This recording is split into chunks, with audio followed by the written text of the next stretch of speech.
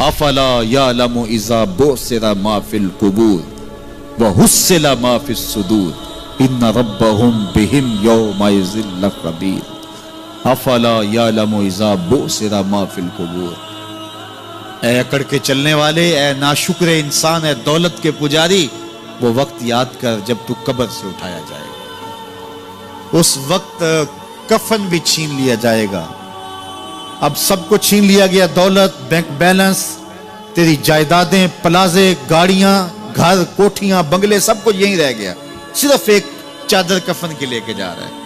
لیکن جب قبر سے اٹھایا جائے گا، یہ کفن کی چادر بھی رہ جائے گی، برہنہ اٹھایا جائے گا۔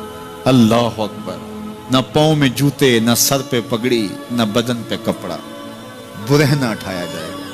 سیدہ عائشہ رضی اللہ تعالیٰ عنہ نے سنا تو کانپنے لگی، عرض کی حضور قبر سے برہنہ اٹھائے جائیں گے تو ایک دوسرے سے حیا نہیں آئے گی؟ فرمایا عائشہ معاملہ اس سے بھی آگے ہے، کسی کو ہوش ہوگی تو حیا آئے گی، ہوش اڑے ہوئے ہوں گے، خوف قیامت طاری ہوگا، قبروں سے یوں لوگ اٹھائے جائیں گے۔ افلا یعلم اذا بعثر ما فی القبور، اب بوسرا کا جو مفہوم ہے، جو ترجمہ اور معنی ہے وہ تو رہے، بوسرا کا جو صوتی آہنگ ہے، جب بولتے ہوئے ایک جھٹکا لگتا ہے تو قبروں سے اٹھتے ہوئے لوگوں کی کیفیت معلوم کرنے کے لیے بوسرا کا صوتی آہنگ ہی کافی ہے۔ افلا یعلم اذا بعثر ما فی القبور وحصل ما فی الصدور، حصل کے اوپر جو تشدید ہے، یہ معنی کو کتنی خوبصورتی کے ساتھ ایک مجسم پیکر میں سامنے لا رہی ہے۔ اللہ فرماتا پھر وہ وقت آئے گا جو سینے میں ہوگا وہ تشت ازبام ہو جائے گا۔ آج آپ مجھے نیک سمجھتے ہیں، میں آپ کو اچھا سمجھتا ہوں، لیکن میرے سینے کے اندر کیا چل رہا ہے یہ آپ کو نہیں پتا۔ یہ میں تقریر چہک چہک کے کر رہا ہوں، اس کے پیچھے کیا ہے؟ میں آپ کے دل اپنی جانب موڑنا چاہتا ہوں، آپ کی جیبیں خالی کرنا چاہتا ہوں، یا میں آپ کے سامنے پاک اور ستھرا اور بڑا جو ہے وہ نیکوکار بننا چاہتا ہوں، یا میرا مقصد رضائے الہی ہے؟ یہ مجھے پتہ ہے، آپ کو نہیں پتہ۔ آپ کہاں ہیں، کہاں کھڑے ہیں، میں آپ کو اچھا سمجھتا ہوں، لیکن آپ کو پتہ ہے کہ ہم کہاں کھڑے ہیں۔ لیکن قیامت کے دن یہ ساری چیزیں سامنے آ جائیں گی۔ وَحُصِّلَ مَا فِي الصُّدُورِ، اور سورہ الطارق میں فرمایا یوم تبلی السرائر فما لہ من قوت ولا ناصر، اس دن سارے راز کھول دیے جائیں گے اور کوئی طاقت نہیں ہوگی جو ان رازوں کو کھلنے سے روک سکے گا۔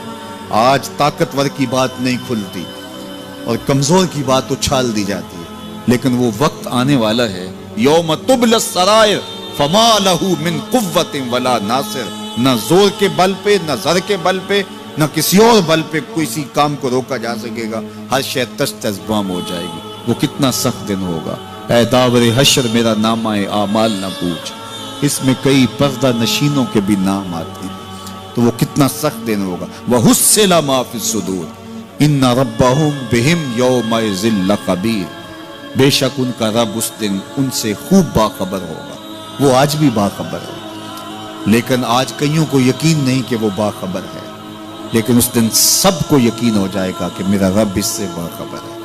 جب پرانی تصویریں چلنا شروع ہو جائیں گی، جب ساری ویڈیو سامنے آ جائے گی، زندگی میں جو کیا، تنہائی میں، اعلانیہ، خفیہ، جہاں جہاں جو کیا، داد عیش دی، سب کچھ تشت ازبام ہوگا، سب کچھ جو ہے وہ سکرین پہ چل رہا ہوگا، کوئی چیز بھی تشت ازبام ہونے سے نہیں رہ جائے گی۔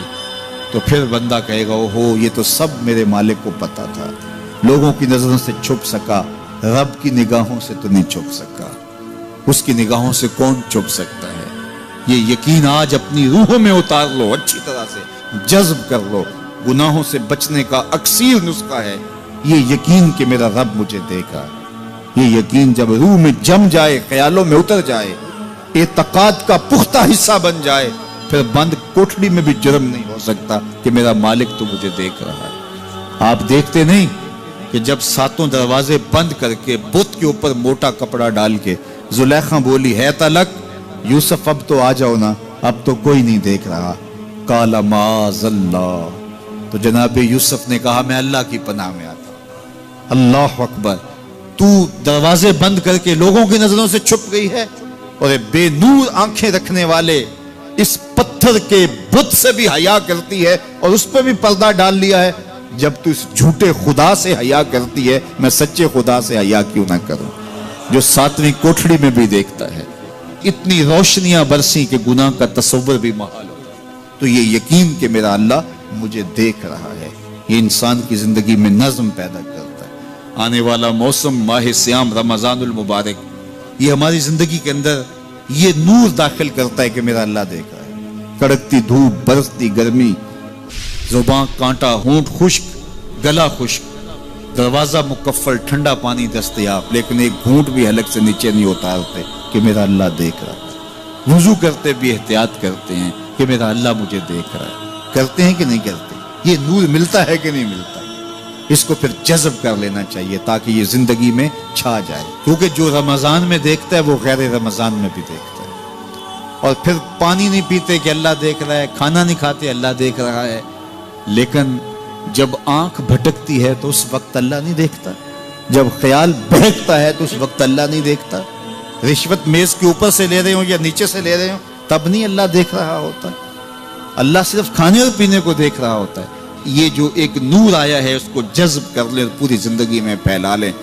تو اسی لیے رمضان تقوی بانٹتا ہے، روزہ تقوی بانٹتا ہے، زندگی میں نور اور روشنیاں بھر دیتا ہے.